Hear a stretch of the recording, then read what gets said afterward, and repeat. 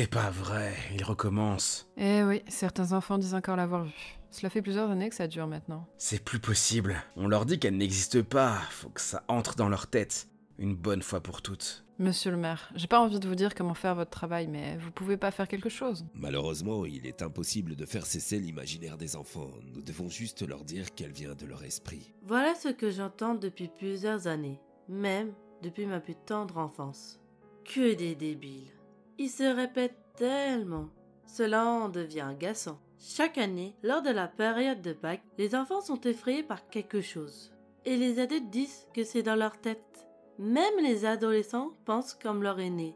Comment peuvent-ils dire cela? Toujours donner la justification de l'imaginaire des enfants pour tout expliquer. Des ignorants. Tous ces êtres ont oublié, mais eux aussi l'ont vu. Pardon? Vous dites? Oh, excusez-moi, je vous avais pas vu. Non, ne vous excusez pas. C'est moi. Je ne voulais pas vous effrayer. Je me présente. Je m'appelle Ruben. 32 ans, marié et père d'une fille. Et je suis journaliste. Quand vous rencontrez une personne, vous dites toujours tout en détail? Oui, en effet, c'est un de mes plus gros défauts. Vous inquiétez pas, Ruben, c'est rien. Alors c'est à moi de me présenter, je suppose. Fanny, 18 ans, en recherche d'emploi et sans enfant. Ravie de faire votre connaissance. Fanny, très joli prénom.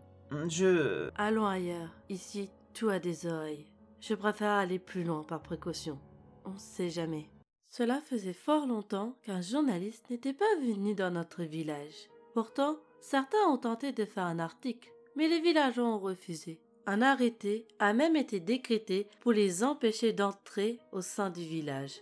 Tout étranger ne peut y pénétrer au risque de subir de lourdes sanctions. Le pire, c'est le sort réservé à ceux qui viennent malgré tout. Une humiliation publique violente, allant même jusqu'à créer des blessures à vie, voire la mort. Terrible quand j'y pense. Cet homme est venu à cause de la fameuse rumeur par rapport aux enfants. Cela est sûrement lié à la curiosité de leur métier. Ruben a dû entendre le maire et certains villageois en parler, mais aussi mes murmures. La forêt est le meilleur endroit. Personne n'ose pénétrer à cause de l'histoire qu'elle renferme. Nous marchons sans un mot. Le silence règne. J'aime l'ambiance de ce lieu, même si elle est liée à une terrible tragédie. Cette fameuse chose vue par les enfants et qui les effraie chaque année à la même période, celle de Pâques. Asseyons-nous ici. À cause de l'arrêté, les étrangers ne sont plus les bienvenus. Si l'un d'eux ose venir, il se fait frapper. Voilà pourquoi je t'amène ici. Bien. Je suppose que tu es là pour la légende de notre village. Oui, en effet, j'ai cru comprendre que personne n'osait y aller. Mais moi, j'y tenais vraiment. Sur un autre sujet, dis-moi, pourquoi gardes-tu un foulard autour du cou? J'aime la sensation. Même en été, je l'ai. Je vois. Maintenant, sans vouloir te brusquer, est-ce que tu peux me raconter la légende de la Dame de Pâques? Bien sûr, j'espère que tu es prêt à l'écouter. Personne ne sait vraiment quand la légende est née. Elle s'est transmise oralement à chaque génération, arrivant à nos jours. Un bébé naquit dans un village un jour de Pâques, très attendu par sa famille. Quand les parents découvrirent leur nourrisson ayant pour nom Stéphanie, ils furent horrifiés. La petite était née avec un bec de lièvre, une malformation au niveau de la lèvre supérieure. Terrifiés, ils voulurent enlever cette chose, la réparer. Étant pauvres, ils ne pouvaient se permettre de payer un médecin. Les parents le firent par eux-mêmes. À force, ils finirent par défigurer leur propre enfant. Désormais, en plus de son bec de lièvre, elle eut aussi une terrible cicatrice de sa joue à son front après les tentatives de soigner cette horreur. La balafre rendit Stéphanie borne à vie. Ayant honte de leur enfant, les parents décidèrent de l'isoler de tout. Ils mentirent en affirmant que leur bébé était très faible et qu'elle ne pouvait pas aller dehors au risque de mourir. Cette petite fille devint alors amie avec la solitude. Sa chambre se trouvait à moitié dans le noir, pour éviter qu'une personne la voie. Elle supporta en silence les sévices de ses parents, craignant leur réaction si elle osait se rebeller. Ne pensez pas qu'elle était battue, c'était pire. Lorsque la colère montait en eux, ils allaient la voir pour se déchaîner sur elle par les insultes et les humiliations. La petite ne put se défendre et les laissa faire, répondant positivement aux affirmations de ses géniteurs. Elle encaissait tout, sans exception. Malgré les sévices, les parents lui donnèrent des leçons pour qu'elle puisse savoir au moins lire et écrire, la mère venant d'une famille noble. la petite apprit beaucoup de choses sans pouvoir en parler à une personne. Tout cela continua pendant des années, grandissant dans les pires conditions de négligence et de maltraitance psychologique. Quelque temps avant le 18e anniversaire de Stéphanie, un inconnu frappa à la porte et parla aux parents pour leur proposer un arrangement. Une dizaine de minutes plus tard, l'inconnu repartit, leur laissant un petit sac et expliquant que tout devait être prêt pour Pâques. Un sourire malsain envahit leur visage. Pour eux, leur fille leur serait finalement utile, malgré sa balafre et son bec de lièvre. Étrangement, après cela, les deux adultes devinrent adorables avec Stéphanie, prenant soin d'elle. Celle-ci fut heureuse, mais si tout lui était étranger, n'ayant jamais eu ce genre de relation avec ceux qui lui avaient donné naissance. Finalement, le grand jour arriva. En se réveillant, Stéphanie eut un sursaut. Ses parents se trouvaient dans sa chambre. Ils lui dirent de se préparer le plus rapidement possible, car c'était un jour spécial pour elle. Ensuite, ils sortirent. La jeune fille stupéfaite obéit malgré tout pour ne pas les offenser. Une fois prête, elle alla à la porte pour rejoindre sa mère et son père. Ensemble, ils marchèrent jusqu'à la fontaine parlant de l'entrée du village. D'un coup, le père prit sa fille par le bras et lui expliqua ce qu'elle allait faire. Être le lapin de Pâques. Il lui donna un sac où se trouvait un masque avec une robe semblable à celle d'Alice au pays des merveilles. Stéphanie refusa, mais son père la gifla et la menaça. En pleurs, elle finit par le mettre, même si un mauvais pressentiment l'envahissait de part et d'autre de son corps, comme si un malheur allait se produire.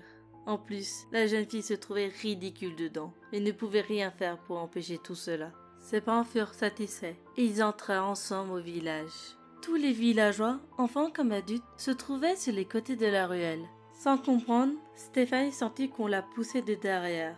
Une voix, celle de sa mère, déclara que la dame de Pâques était arrivée. La fête en l'honneur de Pâques débuta, et le but était de lui lancer le plus de chocolat possible. À cette annonce, la jeune Stéphanie reçut aussitôt sous sa robe et son masque les fameux chocolats. Elle voulut s'enfuir, mais les villageois l'en empêchèrent et la jetèrent au sol pour continuer. Elle tenta désespérément de protéger son masque. Hélas, celui-ci finit par se briser en morceaux, dévoilant tout sa balafre et son bec de lièvre. Tout le monde s'arrêta. Leurs regards montraient leur choc en voyant le visage de leur dame de Pâques. Ils ne pouvaient croire qu'un tel monstre habitait leur village. Oui, la jeune fille fut considérée comme telle, une horreur, une sorcière. Le diable a dû passer par là pour la maudire. Ils prirent alors tous des cailloux et les lancèrent sur l'innocente fille. La sentence fut irrévocable et sans appel. Rien ne pouvait empêcher la tragédie. Désespérée, paniquée, elle supplia ses bourreaux de l'épargner. Puis son regard se posa sur ses parents. Un sourire malfaisant était présent sur leur visage. Stéphanie comprit tout. Ils avaient tout prévu depuis le début, tout avec cet inconnu. Faire d'elle la dame de Pâques pour dévoiler au village ses spécificités. Des larmes coulèrent sur ses joues. Son esprit s'embrouilla. Un cauchemar commença pour elle. Se relevant, elle alla vers la forêt, mais affaiblie à cause des nombreux cailloux, elle ne put aller qu'à la fontaine. S'effondrant au bord de celle-ci, les villageois continuèrent de la lapider. Quant à Stéphanie, elle n'eut aucune réaction. Ses forces l'abandonnèrent. Elle sentait un liquide couler sur tout son corps. Ses yeux virent l'eau de la fontaine se transformer en un rouge sang, le sien. Puis le noir l'envahit, et son regard devint vide de vie. Satisfaits, les villageois laissèrent le corps de Stéphanie près de la fontaine désormais ensanglantée. Le lendemain, en voulant mener le cadavre ailleurs pour ne pas attirer les démons, tout le village vit que la jeune fille avait disparu. Son corps ne fut jamais retrouvé, et personne ne sait où il se trouve actuellement. On dit que depuis ce jour, l'esprit de la dame de Pâques serait toujours présent, et qu'elle recherche toujours son corps près de la fontaine où le drame s'est déroulé. La fontaine aurait encore les marques de cette tragédie. Voilà, tu sais tout maintenant. C'est incroyable ça. Quelle histoire. Mais je me pose une question. Qu'ont dit les villageois concernant la disparition du corps ? Certains disent que Stéphanie aurait survécu et qu'elle serait donc partie loin de ses bourreaux afin d'avoir une nouvelle vie. D'autres considèrent que son esprit est en paix et par conséquent qu'elle aurait rejoint le paradis. Quelques-uns pensent plutôt que son esprit est toujours là et qu'à chaque Pâques, elle viendrait hanter les enfants pour les effrayer. C'est de cela que le maire et quelques villageois parlaient. Quelle horreur. C'est monstrueux. À cause de sa spécificité, elle a été injustement lapidée. Au village, c'était une sentence très utilisée lorsqu'un crime était commis. Quant aux propos du maire et des autres, ils ne se rappellent pas qu'eux-mêmes l'ont déjà vu étant enfant. C'est vraiment injuste tout ça. Le monde entier doit connaître cette légende. Mais d'ailleurs, comment connais-tu autant de détails? Fanny? Fanny? Mais où est-elle partie? Et comment peut-elle savoir pour le maire et les autres habitants?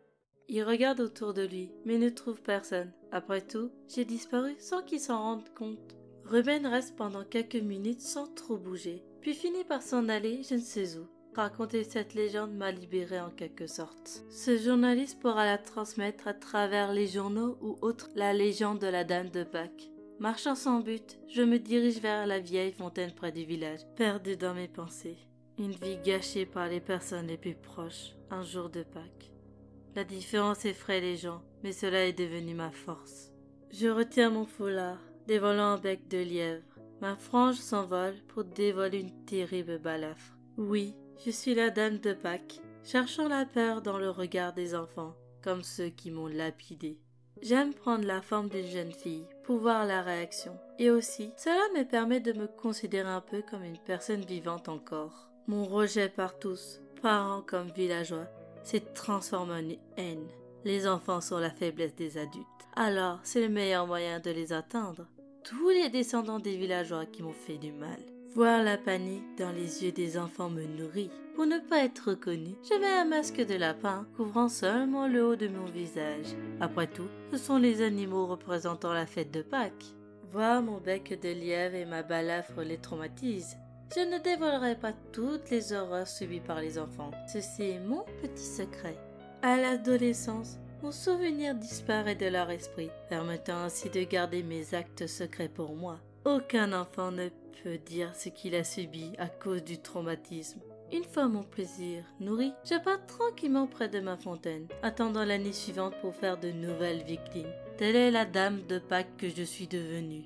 De la victime, je suis devenu le bourreau, comme ceux qui m'ont fait souffrir. Ai-je raison ou tort? Je ne saurais le dire. Mais mon âme est apaisée après avoir torturé ses enfants. Oh, me voilà arrivée à ma fontaine. Je dois partir. Si j'ai une chose à vous dire, ne devenez pas comme moi, un bourreau après avoir été une victime. Alors adieu à tous et prenez soin de vous. Et je vous souhaite à tous une joyeuse Pâques.